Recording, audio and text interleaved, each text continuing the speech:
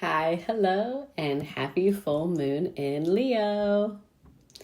This full moon is all about beauty and creativity and finding that within yourself.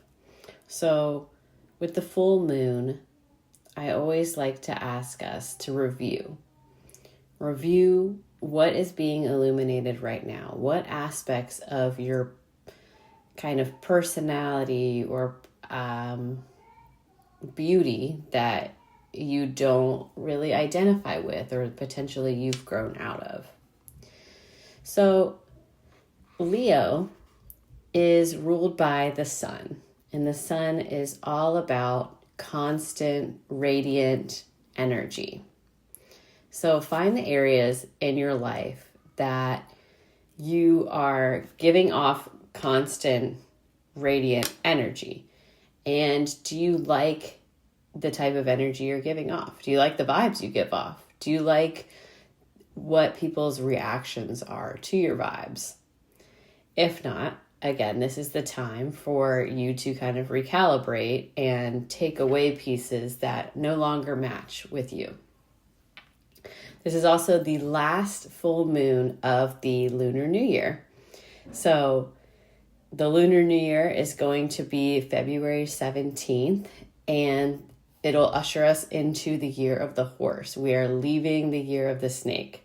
So this will be our opportunity for our final shed. So with the full moon in Leo, we also have it opposing the sun in Aquarius. And Aquarius is Leo's sister sign. And Aquarius is all about finding your weird. And Leo is all about being in the spotlight and shining. So with the two of these together, I would say the message here is let your freak flag fly. And be comfortable with your weirdo. Embrace them and really show the world the aspects of you which you do find weird or unique and you may not be inherently comfortable with. But the more that you show those aspects of your personality, the more that you will help people find freedom in their weirdness. And they'll see you and recognize you for your weird self, and they'll say, okay, I'm safe to be my weird self.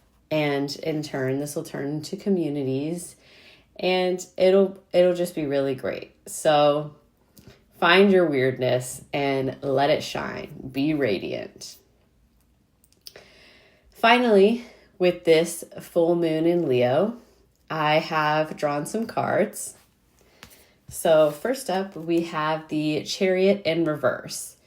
And the Chariot is typically a card that is represented by the sign Cancer. So with this card being in reverse, we have a sense of being lost and not really knowing where to begin, not really knowing which path to take or which path to start down. And this card is just kind of calling out and saying, just pick one. Just pick a path and go. It doesn't have to be the perfect path. It doesn't have to be the right path, but get started on a path because right now you're just going in circles. So pick something and take it in one solid direction for a little while. And if you find that this isn't the correct path that you need to be on, then recalculate. But you might be surprised if you go down a path that doesn't necessarily feel right, there might be something right about it. There might be a lesson that needs to be learned. So next up, we have the Emperor. And this, paired with the sign Leo, really feels like taking charge of your pride, taking charge of your people, your empire, your community, your friendships, taking charge in those things. And again, creating communities and creating your future, right? Creating your future thoughtfully, choosing how you're going to make your next moves and not just reacting, right? Not just reacting to things that are coming up, but thoughtfully making these choices. Finally, we have the King of Cups. And again, this message pairs well with the Emperor in saying that we're no longer making moves that are emotional, that are just based off of emotional reactions, right? We're going to be thoughtful about our decisions. We're going to be thoughtful about our reactions and what comes up for us and being in charge of those reactions. I also drew a herb card, and we have frankincense. And frankincense is all about renewal and rejuvenation. So again, burning away the things that are no longer working for us, so that way we can make room for new versions of ourselves, of our personality, of our beauty. You know, again, things that no longer resonate with you, we're getting rid of, and we're burning and we're renewing. Then finally, we have the alligator. And the energy of the alligator is that of which it's calm, calculated, and only makes moves when it needs to, right? It's very calculated in its movements and really focused. And it also has a very ancient energy about it. So go within yourself, go within your